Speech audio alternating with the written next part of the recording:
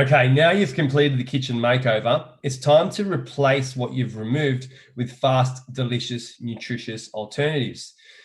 Nutritious alternatives that you and the family are going to enjoy and look forward to eating. Now, the first part to creating a rhythm that you can get into that makes eating this FDN easy and efficient is planning. Not everybody likes to plan. In fact, a lot of people don't like to plan at all because they will try and avoid committing to eating certain things. And I suppose the more emotional you are about your food, the less likely you are to commit. The questions of, well, maybe I'm not going to feel like that later on in the week come up. So it's really important here, and I'm going to keep reiterating it, that rather than limiting choices, you really do need to increase the amount of choices that you have available. The spice of life is variety. So to plan, there's a few pathways to go down, and I've found over the years this is the most family friendly way of doing it. And the first step is to have a family meeting.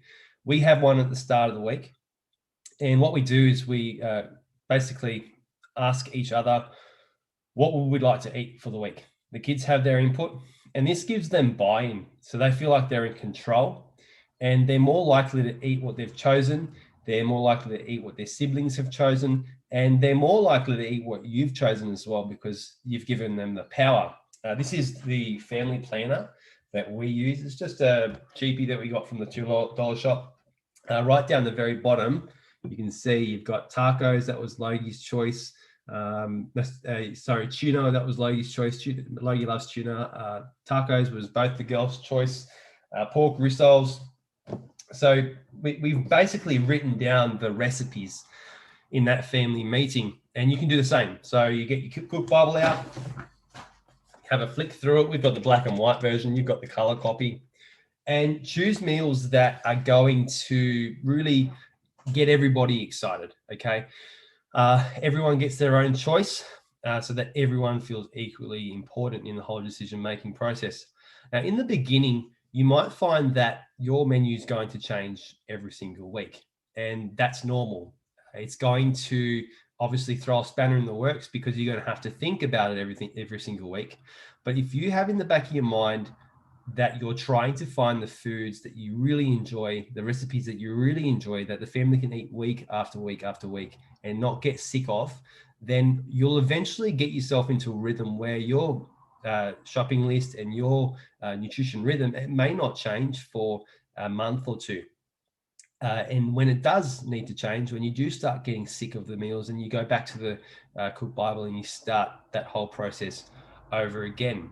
So in the family meeting, it's all about simply just getting the meals from the Cook Bible and writing them down so you know what the kids want for dinner, what they want for breakfast, what you want for your meals in between, and what they'll need in their lunch boxes and so forth.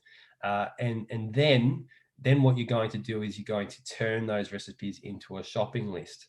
But before I go on, let me just give you a few tips. First of all, one budget and time tip is to choose meals with cheap cuts of meat in it, okay? And that can be made in bulk. For example, if you've got a family of 4 like we do or more, then you'll find that recipes like the 10-minute chili con carne, they go a long way. Same as the savory mince, even the garlic chicken rissoles, they can go a long way as well. The recipes that use mince or slow cooked beef, chicken breast and thigh, stir fries, there are other good examples of this. They can be easily doubled, tripled, and the ingredients, especially the meat, very low cost. If you compare that to something like lamb shanks, lamb shanks is going to be pretty expensive. If you're trying to feed a family of 4, then you're going to have a hard time when it comes to the end of the checkout, right? So that's just a tip from our family to yours. A convenience tip is if you're on the run throughout the day and you can't necessarily heat up your meal or you can't necessarily sit down to eat, a good tip is to make food that you can eat on the run, like the garlic chicken rissoles, like the Mighty Meaty muffins, which is in the online version of the Cook Bible. They're really good. And there's some other things in there like the pumpkin muffins. When you can eat on the run and you can pick it up in your hand, you've basically got yourself the better version of a muesli bar, right? Or the better meal than just snacking on a piece of fruit, because that's obviously the fruit is not going to fill you up.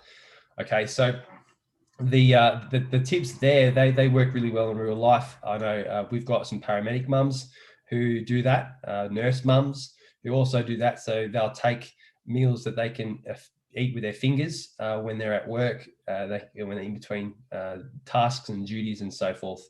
Yeah, so that's some tips from us to you. Moving forward, when you're writing out your shopping list, get used to writing out the first class proteins and identifying them in the recipe. So here I've got the chicken curry in a hurry. And if you flick to that page, you'll see that you've got 1 kilo of chicken breast fillets with the skin off. That is essentially your first class protein. Then you can put into a list your low energy plant food, your onions, your chickpeas, cauliflower, pumpkin, cucumber, right? And then you can put into a list of high energy carbs. So for this particular recipe, there's no high energy carbs, but if there was, then it might be potato, it might be sweet potato that you're putting in there that's high energy. What this will do is it will start to get you thinking in those terms, right? And then you'll be easily able to identify them. And what you'll find is, well, in the shops, all your first class proteins are going to be together. All your low energy plant foods are going to be pretty well together. In the fruit and veg section, you've got your first class proteins in the butchery or the deli, right? And then your high energy carbs are down the aisles, and your omega-3, well, that's going to be in the health food aisle or somewhere else, right? And your miscellaneous, like your coriander, that's a low energy plant food, but things like your curry powder and stuff, they're going to be in the spice section or wherever you might find them, right? But the whole idea is to not just write a shopping list that's 100 miles long, but write a shopping list that is concise and clear. And you can see that, all right, I need to go to this section to get my first class protein, this section to get my low energy plant food and so forth. And if you're picking maybe 3 to 4 recipes from your Cook Bible, you'll find there are similar ingredients. For example, if you're cooking the savory mince and you're cooking the chili or 10-minute chili con carne, both have mince in them. So if you're doing that, then you just basically on the shopping list, write down mince and then write down the amount that you need for both of those meals. Okay. So there it is. They're my tips.